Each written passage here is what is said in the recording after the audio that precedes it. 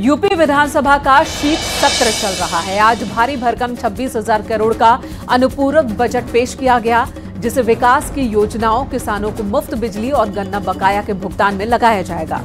लेकिन विकास की बात के बीच भी सदन में संग्राम छिड़ गया। पहले तो अनुपूरक बजट पर सवाल खड़े किए गए और फिर अखिलेश यादव ने डेंगू और संचारी रोग का मुद्दा छेड़ दिया और फिर दोनों तरफ से वार पलटवार शुरू हो गए। दरअसल अखिलेश यादव ने कहा यूपी में डेंगू का ठीक से इलाज नहीं हो रहा है, तो सीएम योगी ने पलटवार करते हुए कहा कि कोरोना में भी अफवाह फैलाई गई थी इसी तरह की। इसके बाद जब अखिलेश यादव ने सवाल खड़े करते हुए कहा कि यूपी में स्वास्थ्य व्यवस्था चरमरा गई है, तो सीएम योगी ने डंके की चोट पर कहा कि संचारी रोगों पर पूरी तरीके से नियंत्रण पाया गया है। जब अखिलेश यादव ने कहा अस्पतालों में गरीबों को लूटा जा रहा है, तब सीएम योगी आदित्यनाथ ने जवाब दिया और कहा कि आयुष्मान कार्ड से मुफ्त में लोगों का इलाज हो रहा है।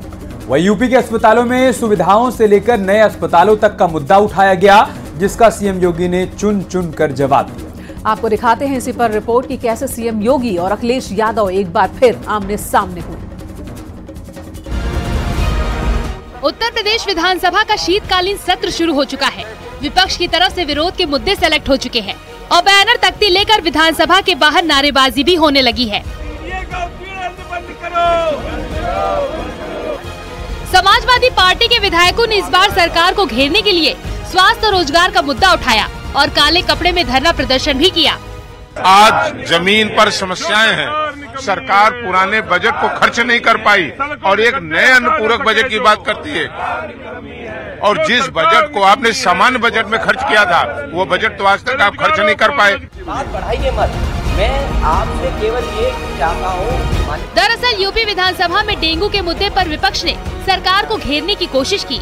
नेता प्रतिपक्ष अखिलेश यादव ने कहा कि अगर आपकी सरकारी अस्पताल इलाज नहीं दे पा रहे हैं, इसका मतलब गरीबों के साथ व्यापार हो रहा है। इस पर नेता सदन मुख्यमंत्री योगी ने हंगामे को लेकर कहा कि जैसा प्रश्न होगा वैसा ही उत्तर मिलेगा। पूरा सुनेंगे तो पिछला इतिहास याद आने लग जाएगा। और राजधानी में सबसे ज्यादा लोग आ रहे हैं और महानगरों में सबसे ज्यादा लोग आ रहे हैं, क्योंकि पूरी स्वास्थ्य व्यवस्था छोटे जिलों में खत्म हो गई है। आप यहाँ का पीजीआई उठा लीजिए, आप लोहिया इंस्टीट्यूट उठा लीजिए, बलरामपुर हॉस्पिटल उठा लीजिए, सिविल हॉस्पिटल उठा लीजिए, और इसके साथ साथ जो प्राइवेट संस्थान है, जब सरकारी अस्पताल में इलाज नहीं है तो मजबूरी में गरीब प्राइवेट में जा रहा है और प्राइवेट में जाकर के उसके साथ लूट हो रही है। इतनी लूट स्वास्थ्य विभाग के नाकामी की वजह से कभी गरीबों की नहीं हुई जो इस सरकार में हो रही है। प्रश्न ही उल्टा था तो उस उल्टे प्रश्न को सही करने का प्रयास हुआ है, और अभी तो आपने आधा ही उत्तर सुना है। पूरा सुनेंगे तो संभवतः पिछला इतिहास याद आने लग जाएगा। हम चेहरा देख करके पैसा नहीं देते हैं। कोई भी व्यक्ति जो भी आवेदन करता है, कोई भी पीड़ित हो, उसकी जाति, उसका मत, उसका मजहब नहीं देखा जाता है, बल्कि वो पीड़ित राज्य का नागरिक है। उसको प्रदेश में, देश में या दुनिया में जहां कहीं अच्छी स्वास्थ्य की सुविधा मिलती है, और सुविधा के लिए मुख्यमंत्री राहत कोष से भी हम पैसा देने में कोई कोताही, तमाम मान्य सदस्य विपक्ष में बैठे हुए हैं, वो हर व्यक्ति इस बात को कह सकता है। उनके प्रस्ताव आते हैं बिना किसी भेदभाव के, हमने उसके लिए भी धनराशि उपलब्ध कराई है।